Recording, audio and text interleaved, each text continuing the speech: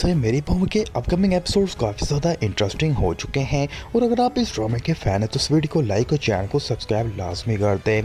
दोस्तों अरियान भी अब पूरा प्लान बना लेता है कि अब वो अपनी ज़िंदगी को किस तरह से जिएगा। इसी सिलसिले में तो उसकी अपने दोस्तों के साथ बातें होती रहती है ताकि वो अपने घर को छोड़कर कहीं दूर जाकर अपना आप को सेटल कर सके। जबकि दोस्तों दूसरी तरफ आसफ साहब घर की परेशानियों से ही नहीं निकल पा रहे हैं और अब आसफ साहब को पछतावा हो रहा है कि उसने दुकान बेचकर अपने बेटों की बातों में आकर कितनी बड़ी गलती कर दी है, क्योंकि अगर इसी तरह घर का निज़ाम चलता रहा तो वो दिन दूर नहीं है जब वो बहुत जल्द सड़क पर आ जाएंगे। क्योंकि अब भी जो बची कुची दौलत है वो तीनों भाइयों में तो बांट ही दी है, मगर तीनों भाइयों को वो दौलत इस्तेमाल करनी ही नहीं आ रही है, जिसकी वजह से उनके दोनों माँ बाप भी काफ़ी ज़्यादा परेशान हैं।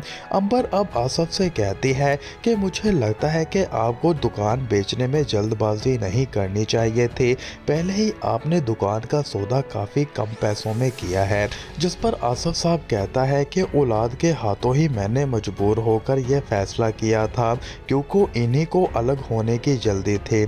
मगर अब आसफ साहब के पास अलमीर आता है और कहता है बाबा मैं चाहता हूँ कि अब मेरा बिजनेस जिस तरह से सेटल हो रहा है मैं अब फाबिया को भी लेकर वहीं चला जाता हूँ। मगर दोस्तों आसफ साहब को एक बात काफ़ी ज़्यादा बुरी लगती है कि तीनों भाइयों में से कोई भी माँ बाप का सहारा नहीं बन रहा है और तीनों बेटों में से किसी ने ये तक अपने माँ बाप से नहीं पूछा कि आप मेरे साथ रहेंगे। दोस्तों आखिर ऐसी औलाद का क्या फ़ायदा। तो दोस्तों क्या आसफ साहब और अंबर के साथ अच्छा हो रहा है? अपनी राय में कमेंट बॉक्स में लाजमी बता दें। जब कि आप इस ड्रामे को किस शहर और किस मुल्क से देख रहे हैं, अपनी राय में कमेंट बॉक्स में लाजमी